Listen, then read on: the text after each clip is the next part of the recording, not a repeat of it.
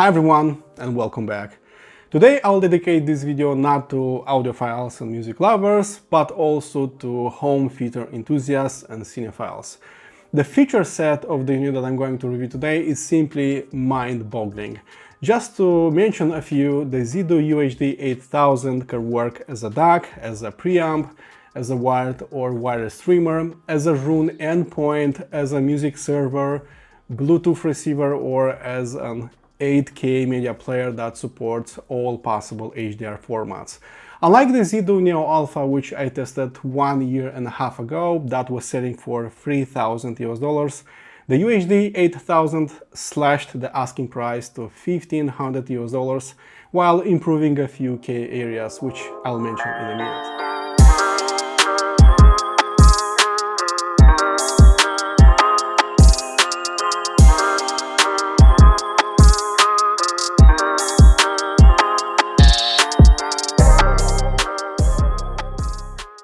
Let's start with the build quality of this unit, and right off the bat, there isn't even a comparison with the much pricier Neo Alpha, as instead of using a punched steel case, the UHD8000 is now using a fully CNC machined aluminum case that is sturdier, thicker and better looking altogether. There's one cool feature on the Neo Alpha that can no longer be found on the UHD8000, and that's the OLED screen, replacing it with a much simpler monochrome screen that will show only the bare minimum information. If you pull the front panel from top to bottom, two 3.5-inch HDD bays will be revealed to you, each supporting up to 16 TB of storage. Therefore, it supports up to 32 TB of storage in total, and you can fill them with all sorts of audio and video files, since it supports every media file available. We again have solid metallic feet with rubber inlays, and there's even an internal fan that will be moving the hot air outside the case. It has one of the most impressive back panels, sporting USB Type-B, optical and coaxial digital inputs that will unlock its internal DAC section.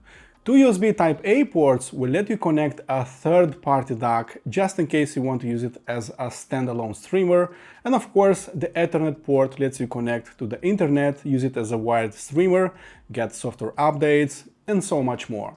We have a main HDMI output and another one used only for audio output. It rocks 3 wireless antennas working as signal boosters. 2 are used for Wi-Fi and the third one is for Bluetooth. On the analog side, we have the usual RCA and XLR outputs, which can have a variable or fixed voltage output. Under its hood, things are getting quite interesting.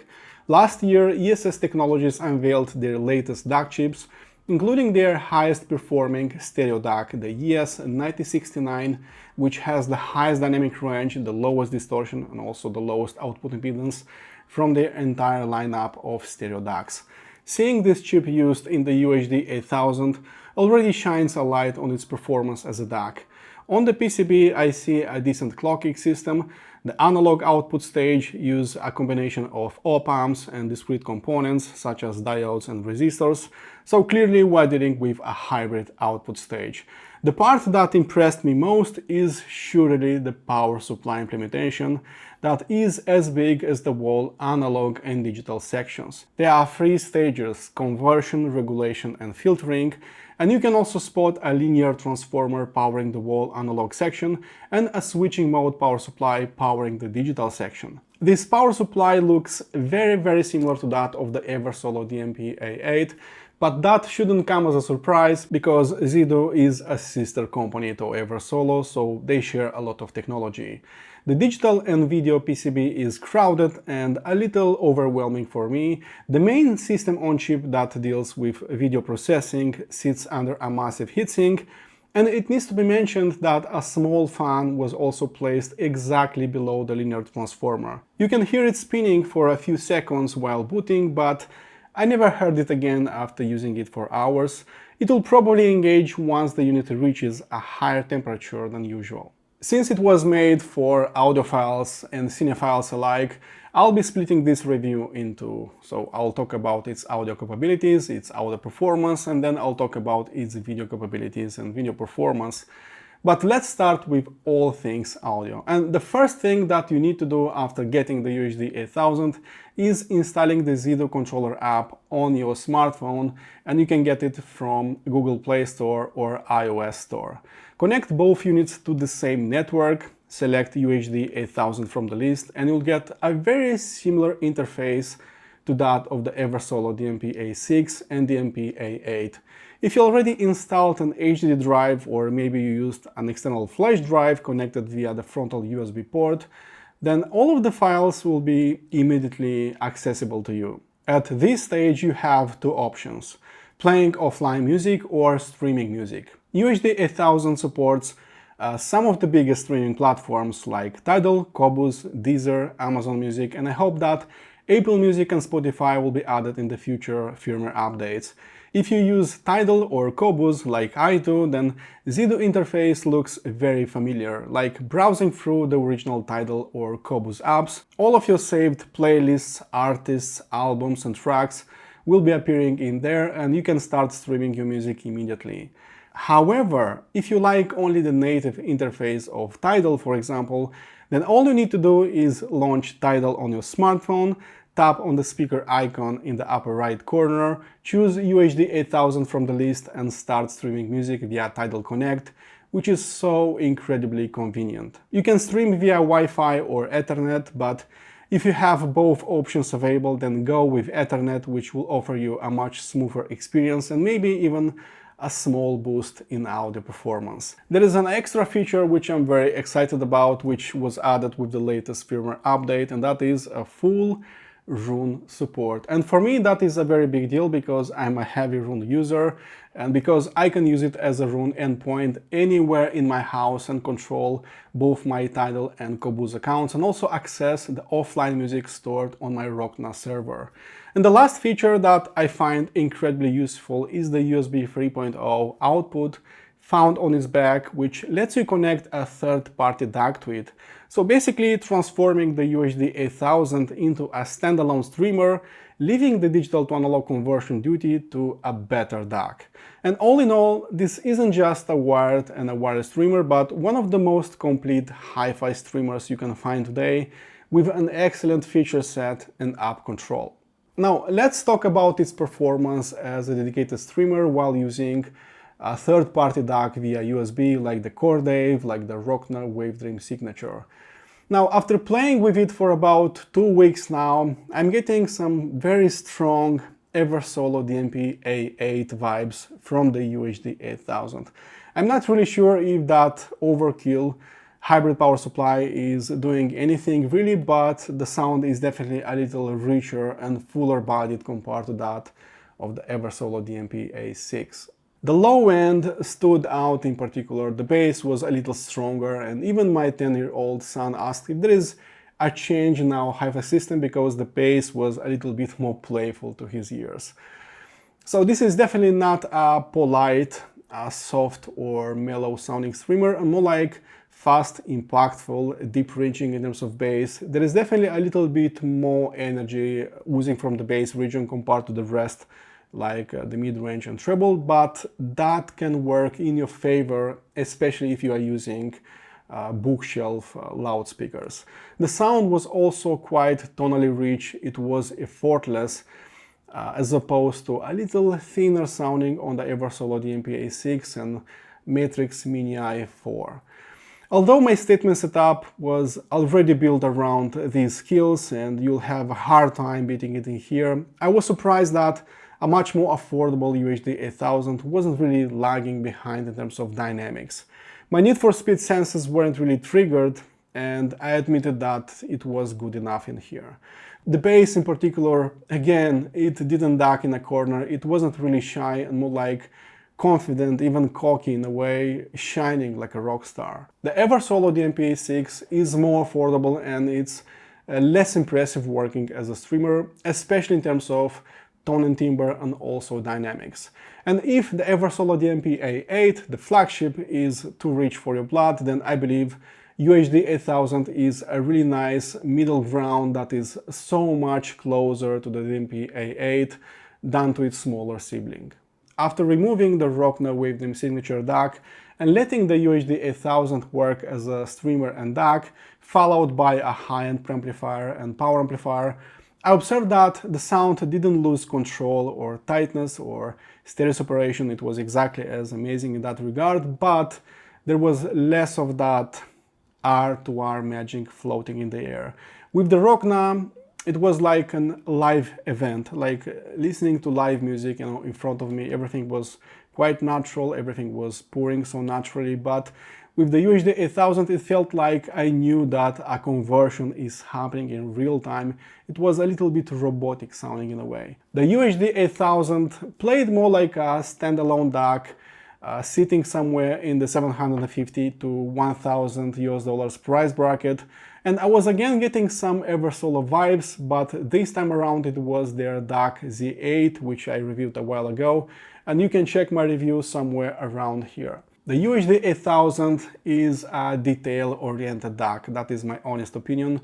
This is probably the strongest skill of the UHD8000 when working as a DAC, so it's quite transparent, there is plenty of nuance and micro detail coming up, and it's quite neutralish and linear sounding as well in terms of frequency response, with the exception that the bass is definitely a little bit more playful and a little bit more defined compared to the rest of the spectrum. After 2 hours of non-stop music playback, I swapped that Zidoo with the Rokna Wavedom signature, and sure enough, the sound was again pouring. It was simply more organic and more natural sounding to my ears. The sound was no longer robotic, but quite real sounding in a way. But of course, we are comparing apples with oranges because the Rokna is by about 50 times more expensive, so this is not really a fair comparison. But overall, the Zidoo was great. It never clipped, distortion was always in control, and the sound was always crisp and quite defined. And if you like a neutralish sound tuning with a splash of low-end rumble of the bass, then the Zidoo will do a fantastic job as a streaming DAC in a hi-fi system. After enjoying a long weekend with my family and after going through several albums that I know very well, it was very clear to me that the stereo image and also the pinpoint location of the notes was very accurate with the UHD8000.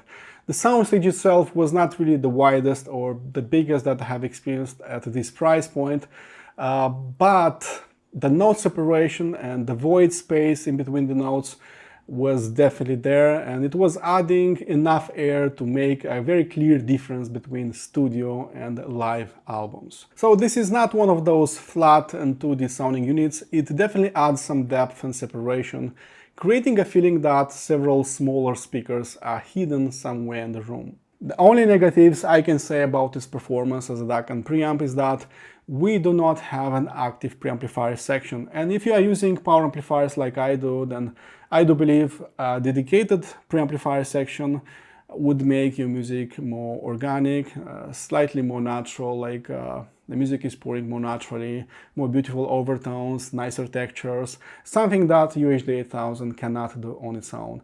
And the second negative would be the sound, or how I feel the treble region is performing. So this one is incredibly detailed and extended sounded in the treble, but if you are listening for more than 3 hours, it can get a little bit tiresome long term. So it's not really clinical or bright or harsh sounding in the treble, but there is a little bit of listening fatigue when listening for more than 3 hours. It didn't bother me when watching movies or live concerts, but it was less enjoyable with treble-intensive tracks, especially when closing my eyes and trying to relax. About 1.5 years ago, I discovered the Zidoo Neo Alpha, which completely changed the way I'm watching my movies. And while I'm still using streaming services like Netflix, like Disney Plus and Prime, sometimes I want to see every detail, every nuance, every shadow detail, every contour, and you can do that by purchasing a dedicated 4K Blu-ray player and start collecting Blu-rays,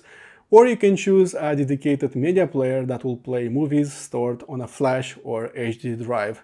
Of course, it's way more convenient to rip movies and create a huge movie collection accessible from a single menu, and this is where the Zidoo UHD8000 shines so bright. I recently upgraded my TV to an 85-inch Sony Bravia 9, and I was curious if a media player would look nicer compared to the internal media player of my TV. After connecting the UHD8000, the first thing you'll see is the poster wall, which not only brings a beautiful interface for all of your movies stored on internal or external storage, but it also shows the format, the bitrate, and the rating, and I believe that is super duper cool. As for the picture quality, I don't think I'm specialized enough to explain to you how and why the Zidoo looked better than plugging the same SSD into my TV, but I kid you not that the picture quality was better. The blacks were blacker, and the bright spots felt even brighter, and more details were popping all around dark objects. Shadow details improved, and there were more highlights and dark scenes, and I also observed a smoother color gradation. The Zidoo can also sync the refresh rate of the movie with that of the TV, so you can get an authentic cinematic experience. It also supports every single audio and video format available right now. It can even convert HDR10 into Dolby Vision if you want, and there are so many other interesting features a cinephile would find useful. While Bravia 9 is an amazing TV, it has a minor glitch when playing video files from a flash drive connected to its USB port. The local dimming works perfectly fine except for the black bars up top and below, which for unknown reasons aren't completely dimmed.